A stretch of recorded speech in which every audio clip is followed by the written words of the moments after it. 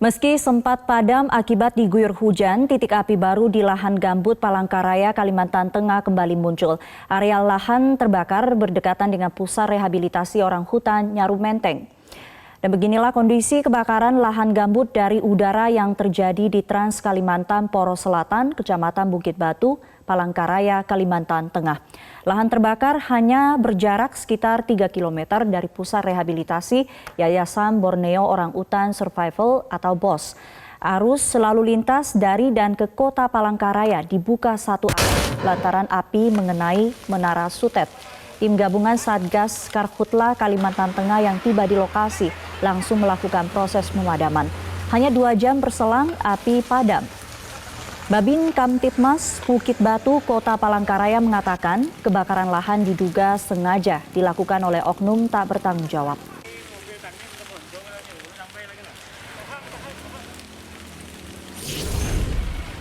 Lalu bagaimana situasi di pusat rehabilitasi Yayasan BOS? Kita sudah tersambung dengan CEO BOS Foundation, Jamartin Sihite melalui Skype. Selamat siang Pak Jamartin.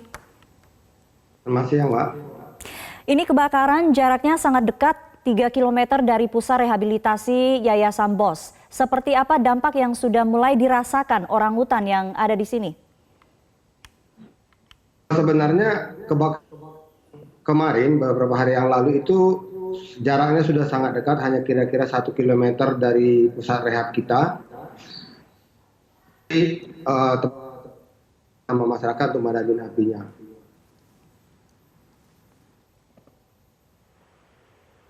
Pak Jamartin? Ya. Ya, bisa diceritakan kembali seperti apa dampak yang sudah mulai dirasakan orang hutan yang direhabilitasi di sana?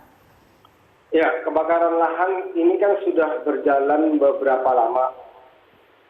Yang paling kerasa ke orang hutan yang ada di pusat rehab adalah dampak asap selama ini. Karena orang hutannya kan masih ada di kandang. Jadi ketika asap datang mereka nggak bisa bergerak ke tempat yang nggak ada asapnya. Kalau Anda dan saya bisa pakai masker, kalau orang hutan kan nggak bisa pakai masker. Sehingga dampak yang terasa kepada orang hutan di pusat rehab kita adalah penyakit yang jadi nambah. Jadi orang hutan yang ada di pusat rehab kita itu mengalami jumlah orang hutan yang kena serangan ispa itu menjadi nambah. Upaya selama ini untuk meminimalisir gangguan kesehatan yang dialami apa saja yang dilakukan? Yang kita lakukan adalah menambah daya tahan tubuh dari orang hutan dengan memberikan banyak multivitamin, memberikan banyak minum.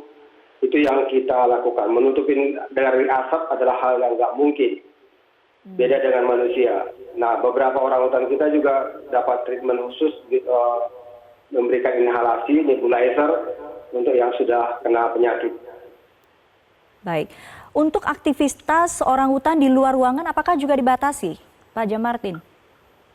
Sementara ini orang hutan yang pergi ke sekolah hutan yang kita ajari untuk menjadi liar itu tidak kita kurangin, aktivitasnya masih tetap kita lakukan.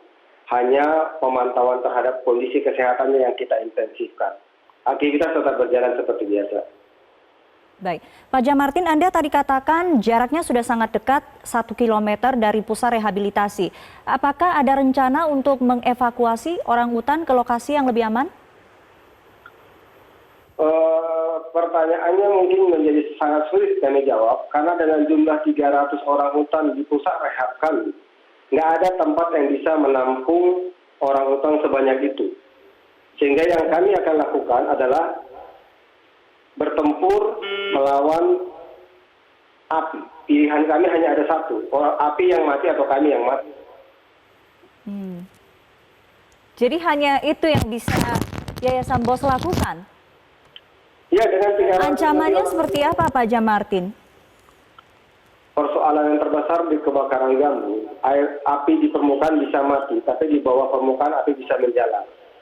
Sehingga volume air yang kita butuhkan menjadi sangat banyak. Persoalannya pada saat kemarau, volume air yang banyak itu menjadi terbatas. Tapi upaya itu memang saat ini sudah dipersiapkan?